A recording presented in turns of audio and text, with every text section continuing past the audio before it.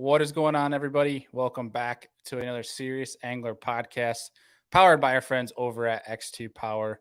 And we are back again. And I'm actually solo from a host crew standpoint here tonight, but I am not alone. I am joined here by my good buddies, Mr. Jacob Foutz over here in the top right corner and Mr. Benjamin Nowak here on the bottom. Two guys that are no stranger to the show whatsoever, and two guys that I think are going to make for some great conversation tonight, because we're going to be talking about the summer to fall transition, because we are straight up, and we were talking a little bit offline. All three of us, Ben is from the kind of the northern Midwest, being in Michigan. Jacob's down on probably one of the hardest lakes in the country right now in Lake Chickamauga, and I'm up in the Northeast, and we're all going through the same transition phase. Obviously, Jacob being a little bit further behind because he's more south, and it's one of the hardest times of year, and one of the times of year that you kind of almost have to have patience and be strategic in terms of how you get out in the water and how you approach these fish. So we're going to be pretty excited to dive into this stuff. But really fast, before we start diving into everything, we have a brand new show on the Serious Angler Network that is launching on Saturday.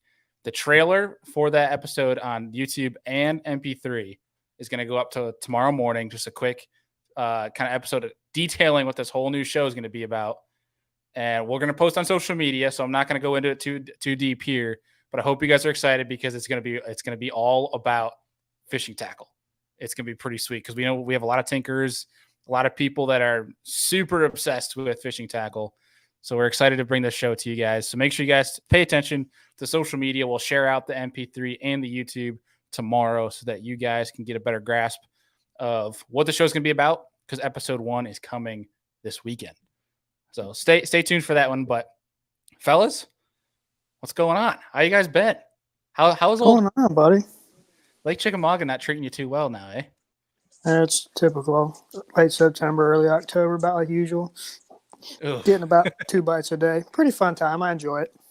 Oh yeah, that really keeps you engaged. That's so bad. That is brutal. Ben, it's probably a lot better for you up in Michigan right now. Yeah, I haven't been fishing as much as I used to, so I mean, yeah, I'm sure it's great. I've been getting pictures, but yeah. I think we're pretty much in the middle of late fall and like full blown peak fall fishing right now. So things are popping off. Things are about to go. We just need some stable. Oh, you're like almost there. Yeah. We're like almost so this is what's interesting. We were talking about this offline before we got on here.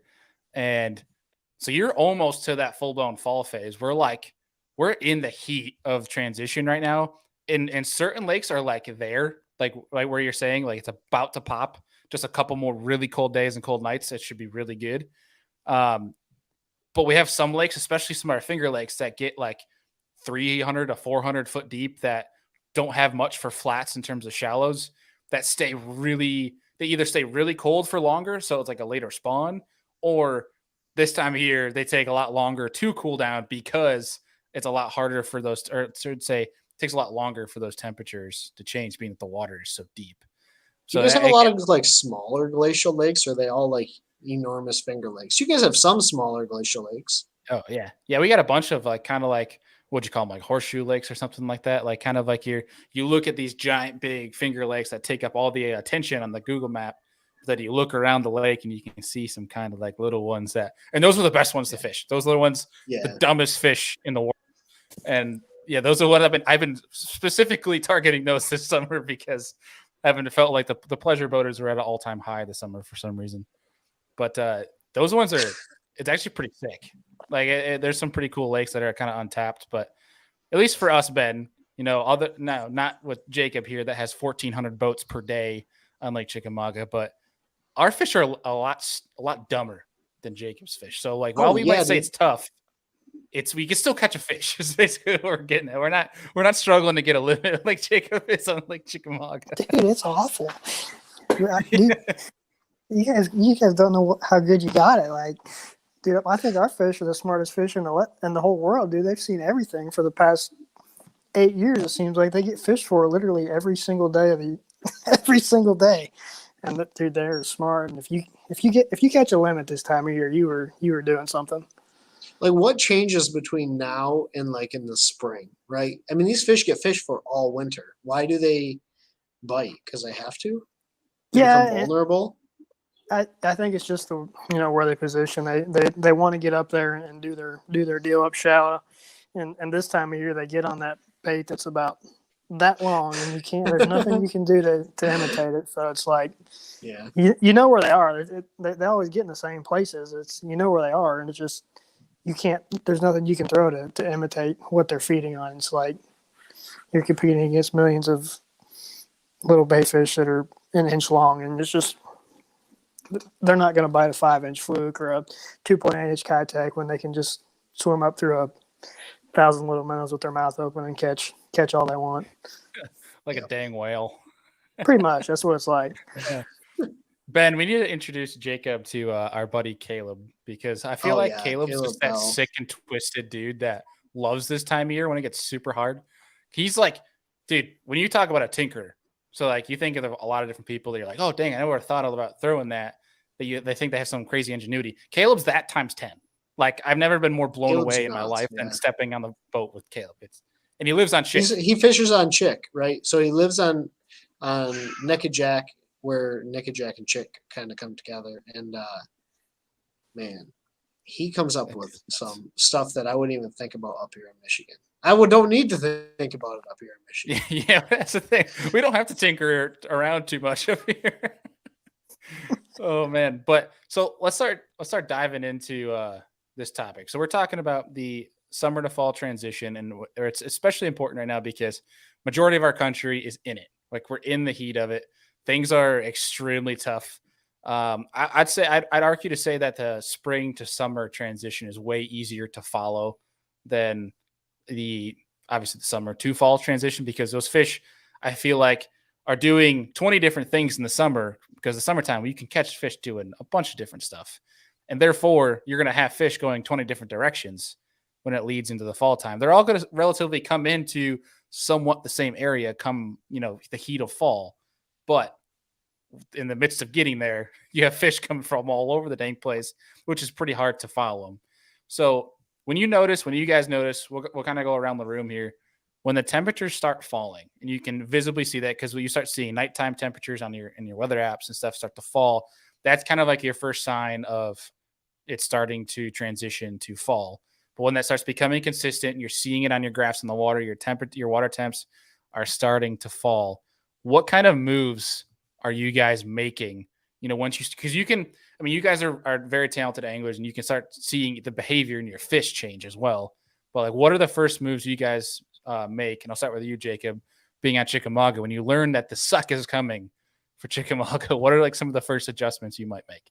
So, Tennessee River, summertime, that's a ledge fishing. That's a ledge fishing deal. So when we start getting into that late summer, early fall kind of period, that's kind of where we're in now. We're still very, very early fall. It's just now whether we're starting to get some cooler nights. It's not cool by any means. We're only talking low 50s. It's not cold yet, and it's still in the 70s and 80s during the day. So it's still very early fall. But the fish tend to transition more to the grass. The grass has come up a bunch. Not at this time of year. It's matted out for the most part, but it's not. It's not dying yet. It's still very, very thick for the most part. There's not a bunch of mats they want to get under because they're all just so choked out.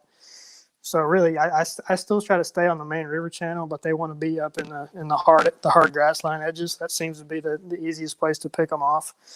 This time of year they're kind of wanting to start pushing back, but here they don't start really pushing back until the water starts coming down. They're very much because we have a winter drawdown. Our Chick comes down, I think 6-7 feet. Right. Starting. It's kind of starting now. It's down probably 3/4 of a foot to a foot from summer pool. So typically when they start drawing the water down, that's when the fish that's when they make their push to the backs of the pockets and in the drains and ditches. For early fall, I try to stay on the main river channel and just try to find a hard grass line. They tend to push that bait up into that hard grass, and them hard grass lines, and for me, that's the easiest way I can find to pick them off, because they're kind of still everywhere. You can, if you want to go out deep, you can catch a few. You can catch a few in the mid range that are suspended, and then you can catch a few that are really shallow. So they're kind of everywhere. But for me, just I try to find a hard grass line out on the main river channel, and you can throw whatever you want. You can throw a topwater down the edge of it. You can punch. You can chatterbait, spinnerbait. Whatever you want to, whatever you're confident in. Right, dude. That's super intriguing to me that when they draw the water down, that those fish move further back. Like that, the quote unquote textbook of fishing, right, teaches you that when water falls, the fish push back, like in terms of like out deeper or towards more the main river, which is, I think that's super interesting. Why do you think that is, that they push further back into the creeks when the water's falling? I just think, I don't think because that's where all the bait is. Because I don't think the bait registers. The bait doesn't just instantly run out to the main river channel. They stay back with it as the water's falling. So as it's coming out, they still want to be back shallow. So that just kind of pushes the bass wherever the bait is for the most part. Once the water starts cooling off, it seems like all the bait will go back as far as they can get, and then as the water's coming, they follow it out. But it's still back. Back is a relevant term here, because it could be, they want to be as shallow as they can get. That could be 10 feet off the main river channel. That could be 1,000 yards off the main river channel. It depends on how deep of a creek or pocket it is, but they do want to be as shallow as they can get for the most part, seems like to me. It's so interesting to hear him talk, because Caleb talks about the same like situations, right? You guys are obviously from Chickamauga, but you guys break down and see water so much different than we see it up here. And obviously you guys are fishing massive reservoirs. We're fishing typically natural bodies of water, but it's so interesting to hear you guys talk about fall drawdown and all of these, massive grass flats, which we have a little of, but it's very interesting to me. Yeah, I feel like for us in the north, the closest thing that we get to that is like the ice out. When ice out, when it's super shallow and it's like waiting for all that snow melt to come down. That's about as close as we get to your guys' water levels fluctuating. We don't have to experience any of that. That's probably the hardest thing I think for a northern angler to adjust to, is one, like tidal fisheries, but also like a TVA. I feel like that is super weird. You have to pay so much attention to how much like current they're going to push. And that's one thing you can never obviously control, because TVA just is out for tournament anglers, it seems. They just like to see the world turn. Yeah. But you hit on one point there that we're going to dive into a little bit here in a second. We're going to touch on some northern smallmouth here first, but you talked about grass. And I think especially I think everywhere, but I think one thing, especially for the South, that we've learned, we watched Lee Livesey win on Chickamauga towards the fall time, where it's concentrating on grass, and so specific grass. And we're going to touch on that in a little bit, but kind of, Ben, for you this time of year, especially in regards to smallmouth, I mean, what are, kind of same question. What things are you adjusting to? What things are you looking for? Yeah. So for me, the biggest thing is I'm looking for, our fish are going to be everywhere, right? You're going to still have deep smallmouth, like the deepest they've ever been all year, 30+ foot of water. You're going to see fish up in 6 foot of water chasing perch. But like for me, the most consistent bite is being able to follow the shallower bait fish. So that would be like your perch that are pushing up shallow around the grass. That would be like your alewives that are pushing up shallow around the river mouths. And for me, that's the easiest place to target, because it's super isolated areas that the bait fish have to get on. Whereas over that deep water, those fish, especially the bait fish, like to really start moving. But it's a lot of junk fishing. Like for me, fall transition is like have a bunch of rods on the deck, a drop shot to a medium diving crankbait, like just try to get bites in the boat. And then I can start to really dial it in. But it's like 2 or 3 fish in an area, and then you shut it off, and then you go bounce somewhere else, because it's just a lot of junk fishing and a lot of moderate depth sort of stuff. So moderate depth grass, moderate depth current breaks and current seams, even on the Great Lakes. And then I'll bounce deep if I don't feel like they're up shallow that day. It just changes so fast. Like everything is just constantly in flux, and you have fish kind of doing a bunch of different things. Right. Yeah, I think it's interesting, when you talk about Great Lakes, and then there's a bunch of lakes in the north that do it, where it's an interesting concept, and I feel like I'm on the bottom of this learning curve when we talk about like lake flip, where there could be one day you see them out and you got them in for an example like a Great Lake standpoint, you got them out there in 40 to 50 foot of water, and then the next day you show up, you can't find them there, then you realize temperatures are all completely different, and they're all in 5 foot of water, like a literal 12-hour difference. And I think that's super interesting because I feel like that's a really hard concept to follow or prepare for. Is there anything that you found, Ben, or is it kind of just taking you have to get burned? Like, you just have to get burned by it a few times, and then you say to yourself, well, okay, even though, like, because here's what will happen is you go out there the night before or the day before and you catch these fish out deep, right? 30 foot of water 64 degrees, you got bait fish everywhere, fish around the boulders, so pretty predictable. Then all of a sudden you get a strong north wind or a northeast wind, and it turns that water to the extent that the water falls from 63 degrees to like 54 degrees. And all of a sudden your water temps drop. There's like a couple bait fish first thing in the morning, and you can trigger some smallmouth like right away, like very first morning bite. Well, if you let that stick in your brain the rest of the day, you'll spend the rest of your day in 35 foot of water and not register to have to go to like 5 foot of water and find these fish pushing shallow around, current seams. And the biggest thing for me is like, I just have to take each day as if it's its own conditions. And I know that's so easy for us to say here sitting behind the computer, especially when you've had a day where you smash them the day before. But like, you just have to understand, okay, summer fish are out here in 35 foot on this isolated boulder field. These fall fish want to be around these river mouths and around these shallow flats where they can get up and push bait. What are the 10 key spots in between there that I can run real fast and see if they're there and be willing to kind of put some miles on the boat and cover a bunch of water? Because if you don't, like, you're just going to get burned so bad by these smallmouth time and time and time again, whether it's a glacial lake, a Great Lake, a natural, big bowl style body of water like St. Clair. You just have to be willing to drive.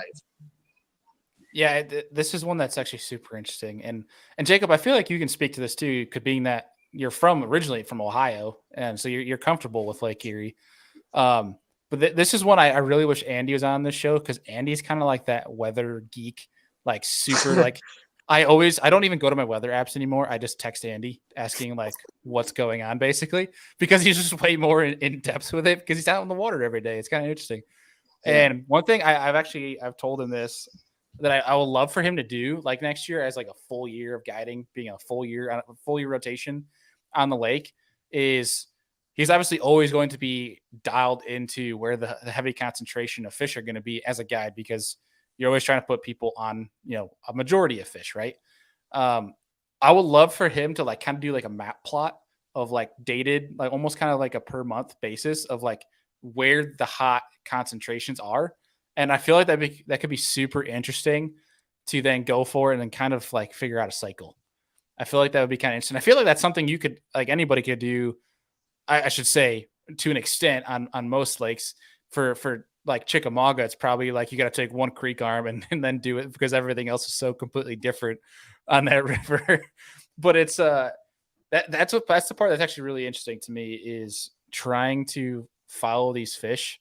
And you don't think they can move that much in a day, but it's incredible how much these fish move. Well, like the other big thing, and you guys relate to current a lot, Jacob, but we relate to wind-driven current a ton, more than I've kind of ever realized, except for the past, I guess, 4 years now. But like, you'll get an east wind, and those fish will position on the west side of the lake, and they'll be pretty predictable. Well, conversely, when you think you'd want to be fishing the west side of the lake, you get a west wind. They'll position on stuff differently on the east side of the lake and won't even be over on the west side of the lake. Like, it's very interesting. And we're talking Great Lakes, like massive, massive bodies of water where these fish will just totally move and burn you by like miles. Mm-hmm. Especially when you're talking smallmouth too. Yeah. But I feel like even like a TVA, largemouth move a lot, where they always say like largemouth don't move very much, but I feel like that is such an asterisk, because I feel like there's an exception to that. What do you think, Jacob?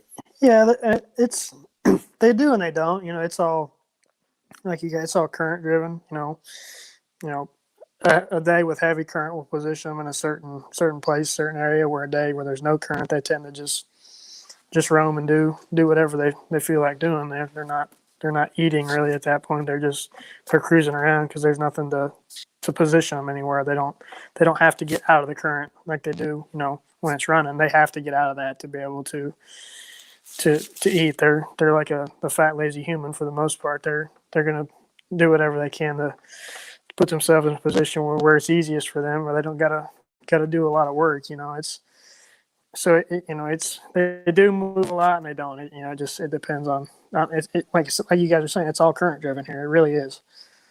They'll always still be in the same area, but where they're positioned in a certain area, it all depends on the current. When you guys talk about like fall fishing, up here we have a pretty decent fall bite, like a semi-predictable fall bite. Do you guys have that, or is it just pretty tough throughout the fall? Yeah, we get about a month period where you might get a bite, you might not. It all depends really. We're kind of on the tail end of the toughest time of year, I think. So once we get like a week of steady cooler weather, that tends to kind of set everything off, and they'll start biting. They'll get where they're supposed to be, and it gets fun. But we're kind of still on that. I still consider it late summer really, or it's still very early fall. So there's still fish coming from deep. There's been a bunch of fish shallow, and like I said, they've been beat on all year long, so they're fairly smart. And it seems like this is the time of year where everyone wants to come down and get in on the frog bite, and it's not wide open yet by any means. We still need some cooler nights. Too early. Well, so you talked about obviously current being a huge factor and obviously helping either one, concentrate them, or just two, just getting bites in general. We have a comment here on YouTube from Noble Newton asking what baits you like for fishing the tail races, because we obviously know at the tail races, if there's current, you're going to get bit for the most part. Yeah, it all depends on the current. Really, if the current's running hard, I don't throw anything but a swim bait. Really, just head size depends on how heavy the current is. Obviously, the heavier the current, the heavier a head I'll use. Otherwise, you're not going to fish it. But more times than not, I like a swim bait. It just seems like that gets a lot of bites. That could be a single swim bait in a rig. And when the current's not, if it's a pretty slack day, I like a jig. It seems like that's just tried and true in a tail race. I like a topwater. What kind of swim bait are you talking?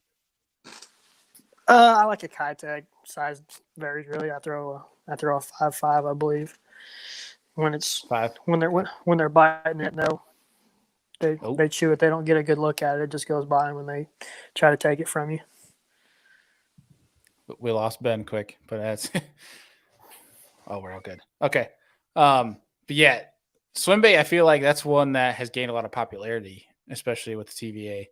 Like in terms of, I'm trying to remember who was it that posted a video from, I think it was Wilson. Is there Wilson or Pickwick Dam? This was more, I think, the springtime coming out of winter where I think they're feeding more water, where that hollow belly bite can get kind of ridiculous. Mm-hmm. But I feel like that's a pretty safe bet for the tail races. Like, yeah, swim bait in general. That would have been my first pick too. That's always I say. I like in the spring, in the winter and spring here, if we get a bunch of rain and they're really flushing the current, like where it's almost dangerous to be out there, you can throw a DT6 and you don't need to throw anything else. It's about the most fun you can have. Oh, that's awesome. Yeah. I mean, I feel like when you guys just get a heavy rain in general, that's like, hey, time to go fishing. Which is like, it's unbelievable. Yeah. Which I think that's a good point to touch on too, is when in this time of year, it's important to take advantage of specific weather patterns, because when it's that hard, if you're going to go out, like I'm going to say this, if you're a fair weather fisherman, you are never going to fish in the summer to fall transition ever again in your entire life. If you're willing to go out when it's like horrible, nasty, blowing, raining, you're going to catch it. You will catch fish doing that. Maybe not as in like insanity, like it is like in the heat of fall when you get a blowing day that's, piss pouring rain. Whereas the transition, if you can take advantage of those windows where these weather systems come in, you could definitely get a lot more bites and kind of capitalize. And it's kind of interesting to see bigger fish being caught that time of year too because of this. If that makes sense. Yeah, 100%. I know here for sure if we got a cloudy, nasty, rainy day, that's when I prefer to be out this time of year. It just seems like you can go out and get bites where when it's hot and just, I wouldn't say hot, but when it's bluebird and sunny and they don't want to bite. It's just yeah. If you're a hunter / angler, the bluebird days are the time of days to be in the tree stand, and when it's nasty, you better be on the lake. 100%. Yeah, get your rain suits ready because you're gonna need them. Because the nastier, the better. I mean, you hear that a lot, but I feel like this time of year, it's more important than ever. When you get the heat of fall, there's certain times where it doesn't matter the condition, that those fish just know as those days are getting shorter in terms of light, the amount of hours of light they have, and then obviously the temperatures are getting colder, that it might not even matter what condition it is. You're just going to catch them every single cast when you get them found.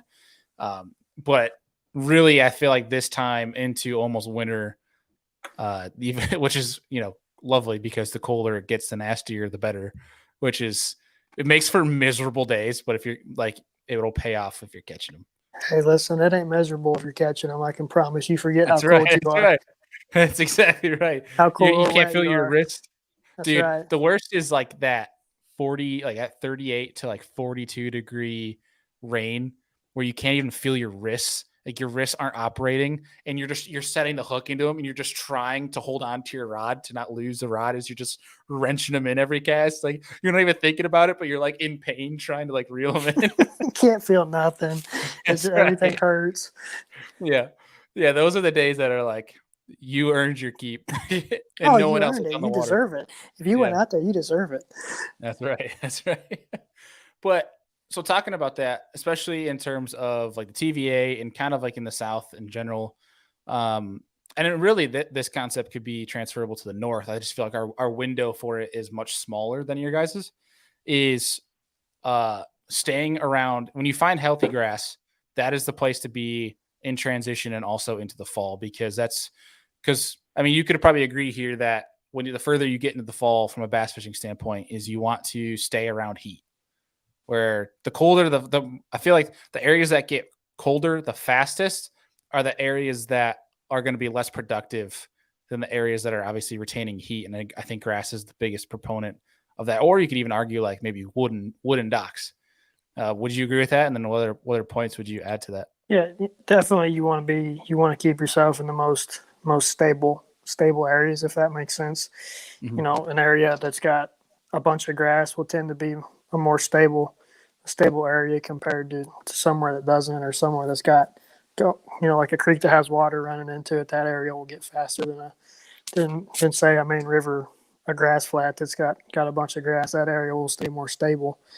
The thing that I've run into here this year is that they've sprayed a bunch of grass. So, you might have an area that's good, and then all of a sudden they spray the grass, and you come back and it looks nasty, everything's dying. So that's our biggest challenge, really, has been our biggest challenge this late summer, early fall is, they've been spraying the grass. Areas that I've caught them in the past are no good now because there's no grass, and vice versa, where areas that haven't been good in the past are now good because that's where they didn't spray the grass.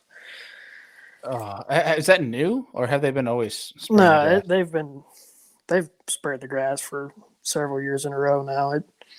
We don't have nearly the grass we used to. It's not all because of spraying. It's, when it floods in the spring, that rips some out and stuff like that. It's not all spraying, but spraying definitely has taken a toll on the amount of grass we've had compared to 6-7 years ago when I was still in college. The amount of grass we had then compared to what we have now, it's probably half. That's brutal. Yeah, it's not absolutely brutal. Not the best. I always wonder why they went through all the trouble stocking all the fish in the lake and doing all that, and then all of a sudden we're going to start spraying the grass. And I don't know the facts on who all does it, so I'm not gonna get into any of that. I don't know who does it or how that's contracted or whatever, but it seems like I will push back. Right. I mean, hopefully it just doesn't come to the have boats lined up on Lake Gunnersville and don't allow them to spray kind of situation. Hopefully it doesn't come to that. Hopefully you guys don't have to do that. I mean, I love Chickamauga. I know a lot of people hate it. I absolutely love that lake. I would say it's one of my favorite lakes in the world, and it's not even just from a fishing standpoint. It's just that every time I go down, I'm doing something completely different. I will drive 11 hours to go defend that lake if I have to. Dude, I don't know why. The worst thing that's happened to this lake is the pressure. That is taking the biggest toll on the lake more than anything. Is the amount of pressure this place has had for the last 10 years has been astronomical compared to the majority of places. It's going through a big down cycle. So, that's as expected with this much pressure. You saw what happened to Gunnersville, for example. Right. I expect Chick to do the same thing, where we're gonna have a few down years, and then all of a sudden it's gonna come back. I mean, look at Gunnersville right now. Look at Gunnersville this year, and the weights that have come out of there this year. That place is as good as it's ever been. Yeah. Well, I have 2 points on that. The first one goes back to the spraying thing. I don't think there's a lot of brains behind the people that are doing this, and I say that because I have a guy on GoPro. I'm not going to post it because I don't want to expose him, but it just makes for a good conversation of they mentioned that they confirmed they're putting pellets in Cayuga, which used to have the most amazing milfoil in it. Apparently there was some hydrilla, and that's why they started putting these pellets down. And I asked this guy, does the pellets kill everything? Is there some way to specifically target 1 or 2 species of grass? He says, well, it kills everything where they place it. He goes, so we never, we heard anglers that are having, that are kind of clashing in terms of, putting in the north end, because there's this massive north end on Cayuga that used to be just a huge grass flat with 2 boating lanes. There was never an issue. And all of a sudden, next year, there's no milfoil or anything to be found whatsoever. And he's like, yeah, I don't get it. We don't put any pellets up there. And I'm sitting there. He's like, yeah, we only put them more further down lake, where the grass is at. And I'm sitting there and I'm like, you do know what natural lake current is, correct? The pellets aren't good. They're not lead weights. They're not going to just sit there on the bottom. Dude, I've been on that lake. For people that know, Cayuga is 48 miles north-south, straight north-south. You get any sort of hard north or south wind, especially you're talking fall and springtime here, you could sit on a main lake point on Cayuga and be like, that trolling motor on spot lock is going to work because you're sitting in a 2 to 3 mile an hour current. It is unbelievable the power that wind driven current has. And it's dude, I bet you my bottom dollar that's why there's no grass up in the north end anymore, because all those pellets got pushed up by lake driven current and just all the grass is gone. I don't know. That's my rant, because I could go on this for another hour. So I will. Yeah, you brought spraying grass, and it triggered an inner affliction in me. So here the vast majority of the spraying they do, it's around the docks or whatnot, and it's not just going to stay around the docks. That stuff spreads. It doesn't just I'm staying right here. It's a river. There's current. It's the Tennessee River. There's current. It's going to spread. There's nothing. You can't stop it. It's not just killing the grass around the docks. It spreads through the whole lake over time. Like I mentioned, I don't think there's a lot of brains behind who's spraying this. But I will say, so we had a show. It was Rudd was on here and my buddy Andrew Hayes from the Tackle Talk podcast. And we started talking about this exact subject. And I have Gene Gillen, actually, he texted me. He listened to the show. He's going to come on to talk further about some of this stuff. And the second point he wants to talk about as well, that I was going to touch on, Jacob, with the 1,400 boats a day, basically, at Chickamauga. I would love to know the economic impact that you guys receive, like a Dayton or something receives from that, because there's no way that obviously even 50% of those people are local. A lot of those people from out of staters, or the Ohio Trail that visits there every single year for their championship, if they're not destroying our lakes here in New York. Sorry, shots. But, easy. Yeah, I more said that because you're from Ohio. Hey, you ain't heard. But I'd be super interested to see the economic impact of that and how that's put back into fishing, because I feel like Tennessee does do a somewhat decent. And this is a great Ben. This is like right up Rudd's alley with his new podcast that's coming out. But do you have any insight on that? Do you know if any of that goes back to conservation or anything like that? I want to say it does, but I'm really not the person to ask because I don't pay much attention to it. Well, we'll end rant on that and save that for another episode because that's not what we're talking about today. But so we were talking about grass, Ben. We started getting into the conversation of, because I feel like in the north, as this transition happens, the temperatures drop. I feel like up here in the north, we have a much smaller window to capitalize on that dying grass bite and the concentrations of focusing on healthy grass. Whereas in the south, it's a little bit more elongated in terms of the window that you can, capitalize on that and finding the cheese, as they say, the cheese season, right, where it holds the most heat. But in the north, what is there any points you want to add to about just kind of following that die off? A little bit.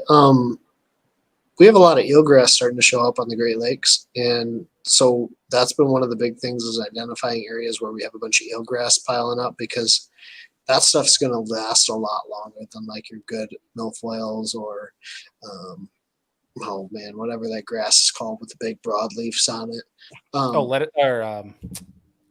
Cabbage.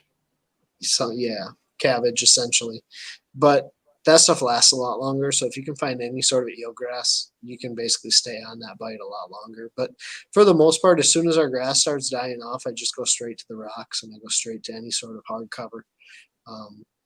Obvious current breaks. There's just fish around it all the time. It's super easy to find, and you can run a bunch of it. So I'll agree with that big thing. It's like our grass, when you start noticing your grass dying, you can check like 4 different patches and it's all starting to look bad. So especially on the Great Lakes, it dies fast. Mm-hmm. Yeah, ours does not last long. Although we do get some grass. Like we have some lakes here that are like 40, 50 foot visibility. Like state championships, that lake was one of those. And I had a lot of largemouth schools in, it was coontail and 25 foot of water, which is kind of wild. Like they was growing up 6-7 feet in 25 foot of water. I saw that, pulled up coontails, like, oh gosh, this is the Holy Land. Yeah. The other big thing that we get on, and I don't know if you get on it, Bailey, but we have like a really good mud or like rock to sand transition bite. That starts to happen starting like, it's more late fall pattern where your fish start kind of pushing back off of the first breaks, and they get on like a really good rock to sand transition bite, and it's incredible. I mean, they'll just pile up by the hundreds on these positions. Yeah, so for us, that's more Great Lake type of stuff for us, and I wish Andy could talk on that, but I know for a fact, like even on Ontario, there's specific areas that have that exact transition that are really good at the beginning of fall, especially if you want to go just burn an A-rig or something like that, or a crank. If you want to go crank in the Great Lakes, that's a great time to go crank for smallmouth, is on those transitions. But we have some interesting times where it gets a lot colder throughout the fall, that if you find days, Jacob and I were talking about taking advantage of weather patterns this time of year to using them to your advantage. In that when we have some days that get like high sun, a little bit warmer, for some reason they just crowd that sand, because I think that's like could be gobies and perch stuff taking advantage of that, because obviously sand takes in heat a little bit better. That could be their way of kind of like feeding grounds. Some more things are getting active on the sand, and they kind of just know to come. I don't know, but yeah, it's kind of interesting how specific areas do much better this time of year as temperatures are dropping. And that was the one thing I wanted to talk about too, was the effectiveness of hard cover this time of year more than the rest of the year. Is like if you like worst case scenario, you can't find them anywhere. You can't find them schooled up on ledges or anything like that. I feel like if you can just find either one, healthy grass, I feel like bigger laydowns and like wooden docks, those could be kind of your foolproof solutions to like getting a bite. Yeah, wood docks. That's like my go-to. If I'm largemouth fishing this time of year and I can't find any decent grass, I'll just go flip every single dock with wood poles that's still on the lake. Like the more dilapidated dock, the better it is, just because I think it holds fish, it holds heat a little bit better, and like it's a surefire pattern. Just run down the lake and you can literally say, okay, that dock's going to have one. That dock's going to have one. I'm going to go skip that one and we'll probably have a couple on it. Like, that's just the way to go when you're largemouth fishing here. Yeah. What'd you say, Jacob? Would you agree with that? Yeah. For us, as long as the water's still up, they'll be in the grass until there's no water left for them. And then once we get to full winter pull, that it concentrates everything. So for us, we don't have any, when the water's all the way down for the most part, we don't have any wood in the water. There's not a lot of rock. So they get on mud and they get on stumps.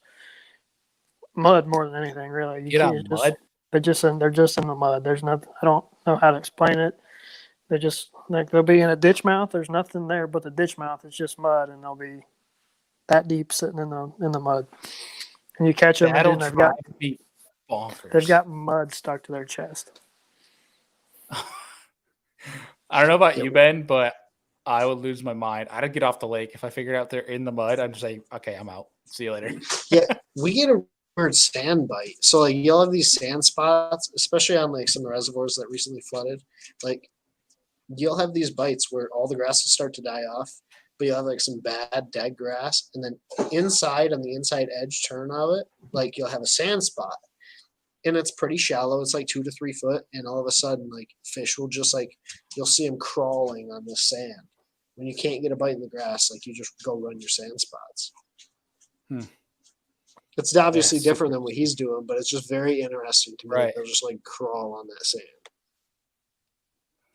Yeah, it's interesting with smallmouth too. I feel like smallmouth, I just could be pretty predictable but unpredictable at the same time. Like, I think they'll always throw you a curveball, which I think is very intriguing. Yeah, dude, they're the most unpredictable fish that swims.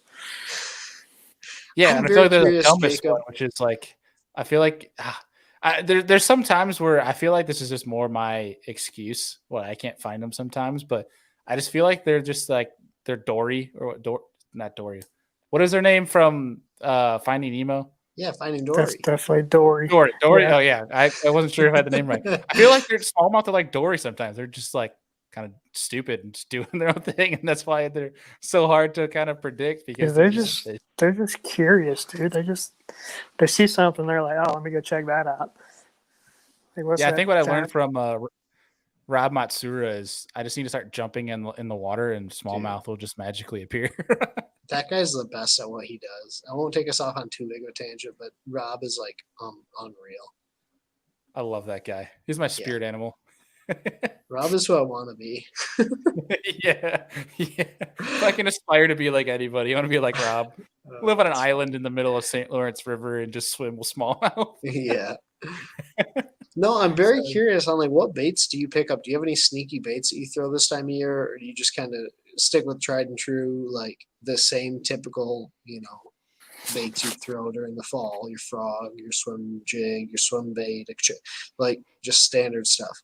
Yeah, standard stuff for the most part. There does seem to be a deal here anyway that I've noticed where you can throw something like really, really big. Like I said, they get on that bait that's really, really small, where you can go completely 360 on them and throw something really big, and that can trigger them for whatever reason. Throw a big glide or a big 8-inch mag draft or something like that. Just something really big and obnoxious. It seems like can get them to trigger for whatever reason. But for the most part, I'm just throwing traditional stuff. A frog, a buzz bait, spinner bait, shatter bait, a jig. A jig for me more than not. Here in a few weeks, the buzz bait bite gets pretty unreal, so I have a hard time putting that down. But just I don't do anything really crazy. Pretty traditional stuff for me. I've always heard weird things. Like, I won't call myself proficient with a buzzbait yet. I've been throwing it for Oh my gosh, we lost this guy. Oh no, we lost the host. And we're about to be the host. What the heck just happened? We got you back. I don't know. We about took over your stream from you. What in the world just happened? Oh, that's so funny. Are we back? Are we good? We're back. That was like a second of like, what in the world is going on right now? Good grief. Our eyes got real big. We're like, oh gosh. Yeah, bet it's your show, buddy. deal. Take over. What was the last thing you heard? You're pretty proficient with a buzzbait? Oh, I said the opposite. I am not proficient with the buzzbait. But I've always, for some reason, heard from numerous people that for some reason when things get super, super tough, they can always get bit on a buzzbait. Do you think just that being obnoxious with a buzzbait is? Do you think that is the sole reason why? Just because it's just something crazy that needs to like really provoke these fish? I guess I've never, for the life of me, can understand why they bite a buzzbait. I've never seen anything in the water that even sounds or looks remotely like it. Are you a clacker guy or just a regular buzz guy? No, I'm just a regular clacker, but I make a lot of modifications to mine. Not a lot, but I make a few modifications to mine. Oh, well, then the floor is yours. Do tell. It's nothing crazy. I just take the blade off, drill the hole where the blade sits on the wire, drill that out bigger so it's got more room to move around, and I just crimp the rivet in place. Nothing. It makes it a little. We're gonna. Sorry, keep going. It just makes it a little noisier. Squeaks a lot more. That's intriguing. I've never heard of this. Sounds like our new show. You might need to be a special guest for, Jacob, when we do our buzzbait show. You know who else loves buzzbaits? It's Caleb. And Caleb, like Chickamauga, has some weird buzzbaits, like weird buzzbaits. He brought them up here, and I'm like, why do you need this? Why can't I just throw a regular buzzbait? This is the part that I struggle so bad with as an angler, not even just buzzbaits, but like having 9 different jerk baits that you throw with different colors in certain situations. I'm like, if that's the case, I'm going home. Like, I'm just like, dude, that's how I am, dude. I'm like the most simple fisherman. Like, guys are like, have 7 different colors of the same baits on. I'm like, dude, it doesn't matter. It really, like, I can count on one hand the number. It doesn't. I can count on one hand the number of times where colors made a difference in my 21 years I've been fishing. I can count on one hand the number of times where putting on a different color has significantly changed the day. Yeah. I carry 3 colors in like everything, and that's it. And it's all because of water contrast, and that's all that I care about. I don't know. Simple and stupid just because that's me. I'm simple and stupid. I just don't want another factor I have to consider. Like, right. Caleb will tinker, and I've seen it make a difference where he gets like a couple more bites than me, but it could have been that his jerk bait was a different model with the same color of what I was throwing and just had made a different sound and caught him. Mm-hmm. But he tinkers to the point that it's like too much. Yeah. I will say I have some scheduled hate mail into Caleb tonight because he posted some juicy baits on his YouTube channel that are coming out that I was a little bit salty that he posted. I can't be salty because he's the one that showed me him, but I'm salty that he exposed it to the world because he told me not to tell anybody. Yeah. But if you aren't following Caleb, he's Bass Quest on YouTube. I highly recommend because if you guys haven't known, Caleb got into a pretty bad accident, and so he has a lot of time on his hands.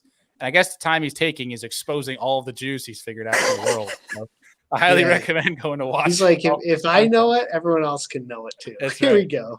That's right. No, that's just Caleb.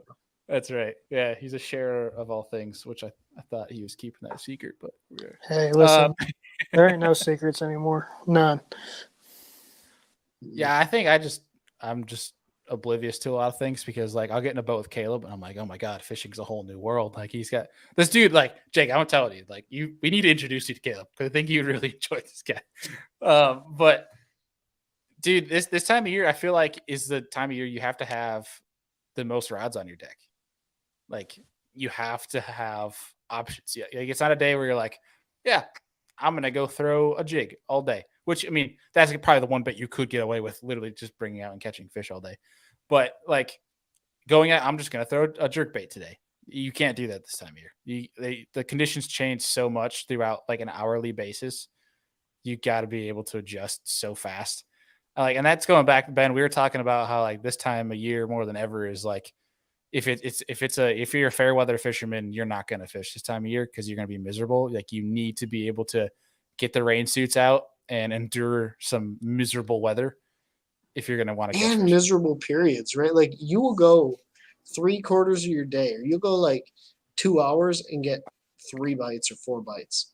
And then you go like another 3 hours and not figure it out and get like 3 or 4 bites within like 10 minutes. These fish get in these pods that are like this big during the fall transition and like even the beginning of fall, where it's like one cast bite. And when you trigger that school, they'll bite for a little bit and then they'll die and you gotta like go.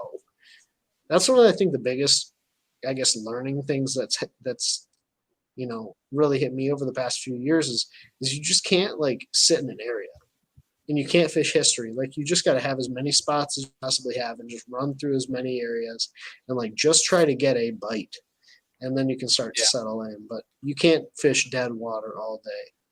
It's just windows. Like, Jacob talked about, obviously the grass gets better throughout the fall on Chickamauga, and that's where you can really get right with like a frog or punching this time of year, or not, I shouldn't say this exact time of year, but as we get further in transition. But I bet, like Jacob, that bite probably sucks before 10 a.m. on those days when it gets good. Hey, buddy, it sucks all day long. Well, what I'm saying, when that grass bite gets good, like it's not good ever. Yeah, it's like, no, sorry, Chief. Sorry, it's never good. No, when it's good all day long. It doesn't really matter. But it typically it gets good here around mid to late October, and then through October through, let's say, I've seen it good all the way to the new year. I've seen it good that long. It can be, it just depends. Typically, the best bet's late October is when it gets gas. So here's my question: fishing these massive grass bodies of water that I just don't really have much experience on, how do you have confidence in pulling up to like a ginormous flat and like just fishing through it, right? Like, are there sweet spots that stay sweet spots from year to year for you, or is it like you have to go relearn it when the grass grows differently? For me, you got to, it's a little different every year. Grass never grows the same 2 years in a row. But what's a little easier here for the most part is the fish will give themselves away to you. You can drive down the lake and just use your eyes and pull up to a mat and look, and if they're in there, first you'll hear if there's going to be fish in there, you'll hear the bluegill popping for one. And then two, if it's a thick mat, you'll see the holes where they've blown up in the mats. And then if it's a good mat, just go look for all the frog trails in the mat, and that's how you know it's a good mat. But for me, really, you just you don't hear people talk about that though. Yeah, that's a really good point. Most all the good mats here get found. There's really not no secrets. If you don't see a bunch of frog trails in the mat, probably not no fish there. Unless you found something. Are you talking frog trails like people frogging, or like the legitimate frog trails, like the frogs themselves? Dude, no, we don't got nothing like that. Like, I'm talking like where people have been in there fishing, like you can see the trails of their frog. Oh, okay, yeah, I've heard that. Like, dude, I don't know why. Like, I was thinking about this exact thing this past summer. One of those smaller lakes we were talking about that not many people fish type of deal here in New York. I went and it's like there's this massive duckweed pad flat and everything. And I saw a bunch of trails that were like near the bank where typically the frogs would be hanging. And I noticed I was not getting bit on the edges of this grass throwing a frog, but I saw frogs kind of up shallow. And I noticed like they were leaving like a trail that almost looks exactly like someone casting and frogging through it. And I started just casting strictly only on the bank and started catching them almost every other cast. That's kind of almost an intriguing thing too, is like, and if I didn't see trails, I wasn't catching, which I thought was kind of an interesting note, which you brought up, which we were talking about two different things, but the same thing, I guess, pretty much, frog trails. But I don't know. I thought that was actually kind of interesting. Yeah, no, really.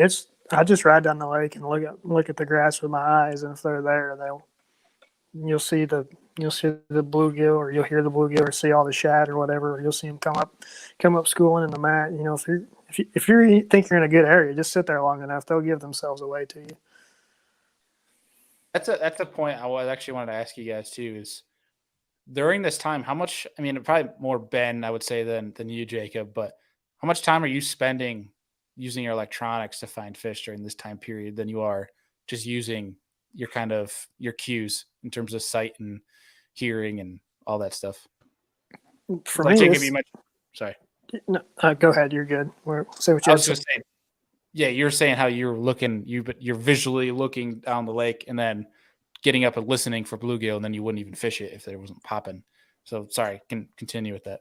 Yeah, this time of year is typically the time of the year where I tend to not use my electronics near as much as I do the rest of the year. The next 3 months, really, I'm not really fishing any deeper than 5 feet for the most part, So, and I'm in grass that's thick, so my electronics are basically useless. The only thing I got them on for really is navigation, just getting around. I don't even really need that, but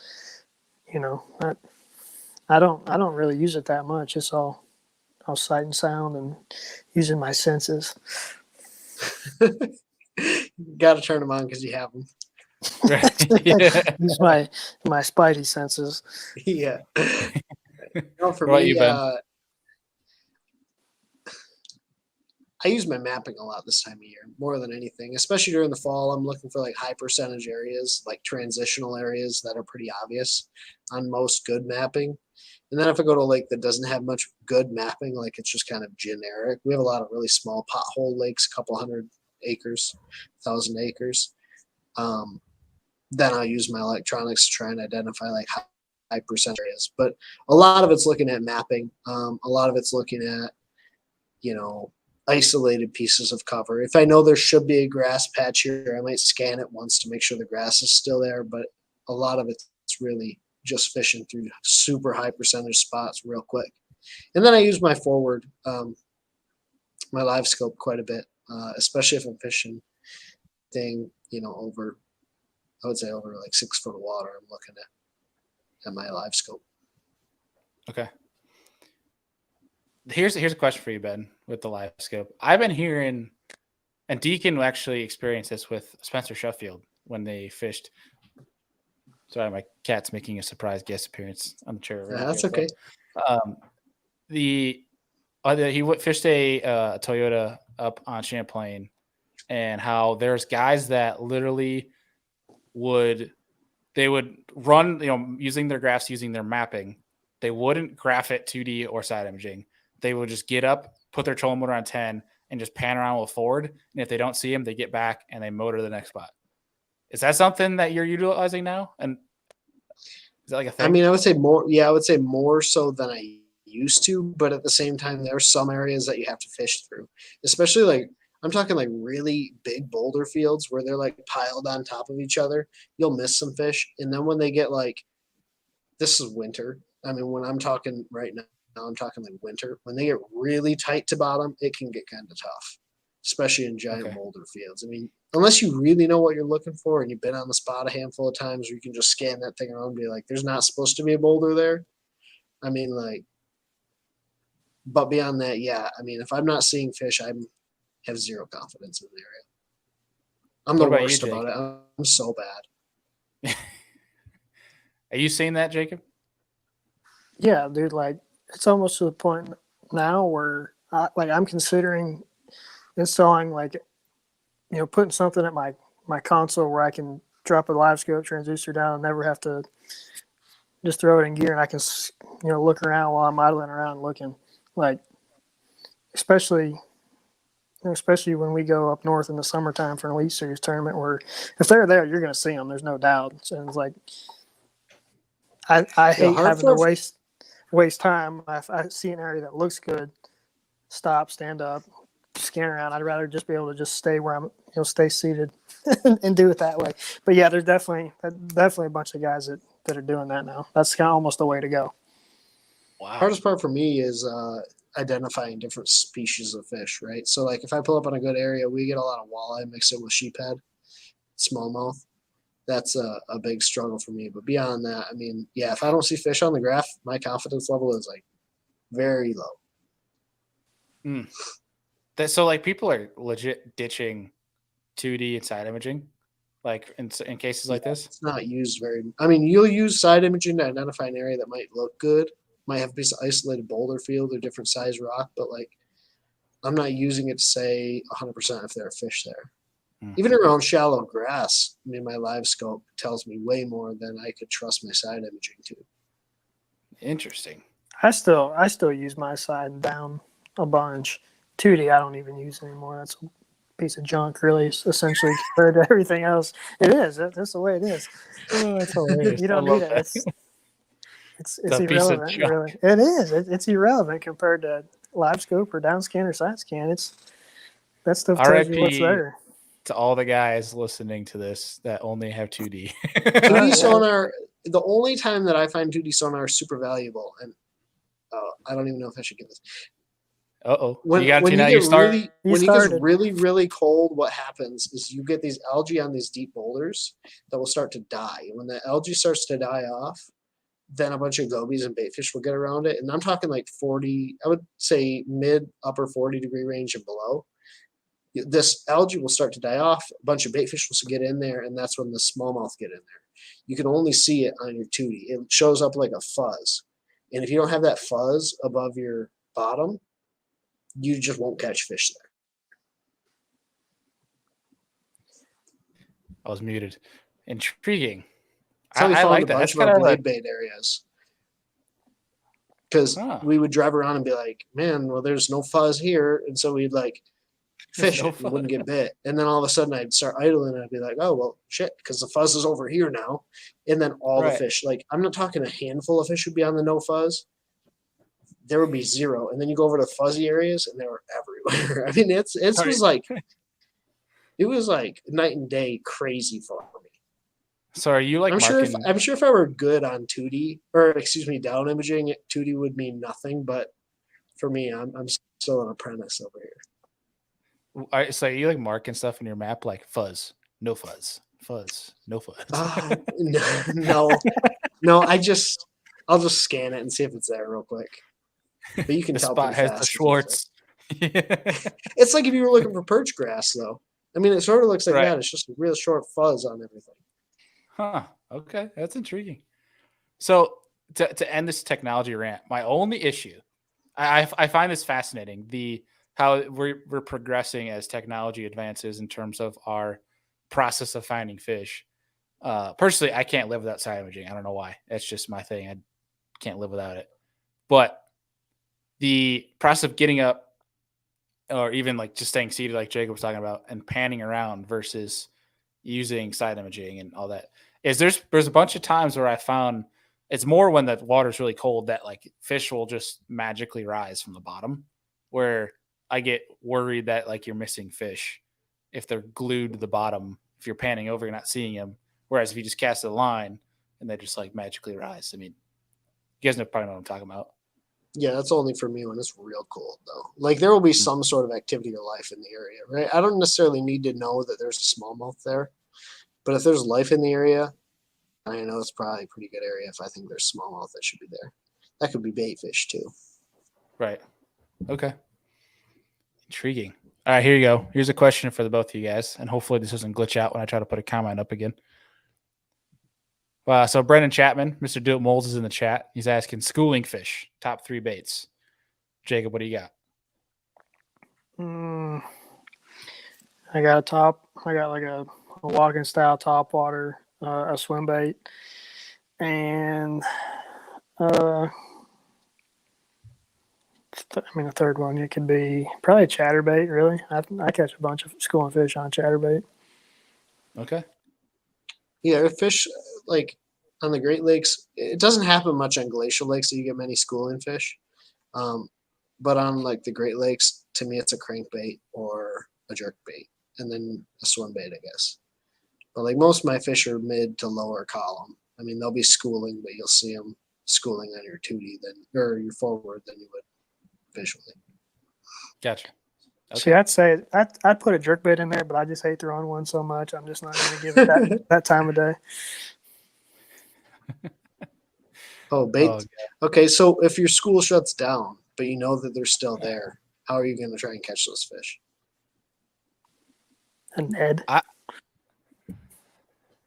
So I've actually been really playing around with, and this goes back to our discussion of like being super simple with baits and like colors and stuff where like they got to eat something in terms of, I think a lot of it goes back to motion over color for me, where it's more like how that bait is moving than anything else. Like if I can find a school that'll follow my drop shot, but they won't eat it, I'll downsize the line. And then also that's like my step one. But one thing I found, and this is kind of a little tidbit that I've learned, which is I could get fish to follow drop shot forever. But until I started doing this thing where I burn it up as fast as I can 10 feet and open the bail and let it fall back down again, I found that when I start being really finicky, that's like gets him to eat. Just something really weird. Like I think the fat, like if you can find them, they're following for a while, the more erratic you can get and kind of just like crazy, the better you can like at least get a couple few to kind of trigger. I was trying to get him go on a blade bait the other day when they would suspend up and they would like follow my drop shot down. And I didn't have a spoon in the boat, I'd take that blade bait and I'd go, and they would shoot up and like you'd see them dance around it on your tootie, but you jerk it really hard and it'd shoot like mid column. And we're talking like 15 foot off bottom. They'd chase it up and follow it back down and they just wouldn't touch it. But man, that was a lot of fun to watch them do. Dude, you know when like you've seen how people like will put a Ned rig at the bottom of their drop shot as like their weight or whatever. Yeah. I kind of want to try that this winter with like a blade bait and a drop shot and just see how many, because like they're all schooled up like that, how many fish you can catch. I'll tell you, man, I don't catch them on a drop shot at all. When it starts to get like less than 50 degrees, I have a blade bait, a swim bait, Ned, and I guess a crankbait, and maybe a Ned rig. But like, man, that blade bait is so powerful. Dude, that blade bait is so powerful for me. And that crankbait, I don't know what it is, but I can just get them to turn on. Like if they're biting, throw that crankbait out there and still bite it. I'll tell you this. I love over blade bait. The small jig and spoon is a lot of fun. I mean, basically the same thing. But when you get them really fired up where it's every drop you're catching smallmouth, then you throw in the 6-inch mag, I should say mag spoon, but a 6-inch spoon, that it just you're just getting clobbered on the way down like 40 times before one finally gets the treble. Then it's like automatic. Then it's just so. We're talking about a 6-inch spoon being like a Magnum, and Jacob's like, when we were smallmouth. He's like, shut up. Jacob's like, shut up. If you had a 6-inch spoon up here in the north, people saw that on your front deck, they'd be like, dude, why are you throwing such big baits? You musky fishing out there. Musky fishing for sure. Yeah. Catching any walleye? Nope, just a couple of pike. Yeah, that's exactly what it is. Oh, it's hilarious. Anything else in you guys' mind that we're not hitting on for this time of year? Anything to add? Dude, I love looking at my old YouTube videos and hearing me talk about like fall fishing being so easy. And I don't know if it's just the years going on, but it just seems like every year I gotta like simplify more and more and more. Like I pick up only a handful of baits now, and I like just junk fish the crap out of the fall. Like to me, the biggest thing is just don't have the expectation you're going to go out and wreck 100 fish in the fall, especially on one spot. Like keep an open mind, be willing to junk fish, and simplify everything you can possibly simplify. Yeah. Or that's just because, Ben, your channel is so good and you're unlocking all the juice that people are taking we just don't fish as much. Yeah. Oh gosh, that's hilarious. Jacob, anything for you? Is there anything coming up that you know about? Tune into the Bass Open next week. Oh, dude, I got all kinds of openings the next couple months this fall and winter. So if you guys want to come to Chick and catch some when it finally gets good here in about 3 weeks, y'all hit me up. Probably not right now when Jacob's like, yeah, I'm getting 2 bites today. No, shoot, no, I wouldn't wish that on no one. Yeah. Well, Jacob's social media. Hey, Bass Open next week at Hartwell. I'm gonna jump in that sucker. I'm gonna go out there and win that one real quick and call the year good. Yeah. Big baller over here. Hey, I'm a shot caller, buddy. Hey, this is true. He's not joking. Okay, he's called his shots on social media. I have the screenshots to prove it because you said it on the show and then you did it. So he's not wrong. Hey, I've always said more times than not, if I said I was going to do something, I've done it. weren't we gonna do something with Mercer because he like trying to remember what exactly he said, but weren't we supposed to get him like a jersey or something like that? Yeah, he called me the Johnny Manziel pro fishing. Before you got to buy a made it Johnny to the Manziel Elite jersey, Series. dude. You're in the Classic. No, I'm not. I thought you were in the Classic going next year. No, shoot, dude. No, it's because I finished almost dead last in the last two. I fell out. Oh, well, I feel like an idiot. I thought you were in the Classic coming up this year.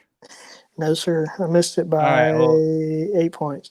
No, sorry, 27 points. About, I think, 6 places. All right. Well, beard on me next time for letting that one slip. Hey, it's all good. My bad.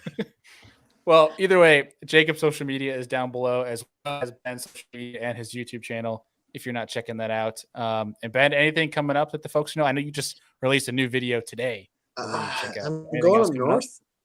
I'm going up north next weekend. Finally get a couple days of fishing in consecutive. So there'll be some cool videos coming, especially some fall time stuff. But no, man, just fishing. Heck yeah. Awesome. Well, boys, I appreciate you guys always hopping on this show. I know it's definitely not going to be the last time that I bug you boys to get on this show for an hour, but always good to pick your brains and learn from you. I know I appreciate it, and I know so do all of the fans. So appreciate you, boys.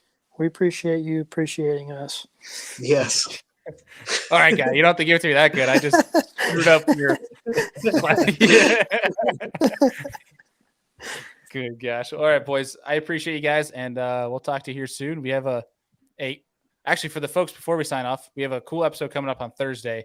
It's just not confirmed yet, so I don't want to tease it just yet until it's 100%. But next Tuesday Night Live, we got Carl Jacobson coming on the show, and then next Thursday, we're going to have a straight Demiki rig moping show with the man, Jeff Gustafson. So the guy who's damn good at, probably the best in the Bassmaster Elite Series at throwing a Demiki rig. That's the guy we're going to get on.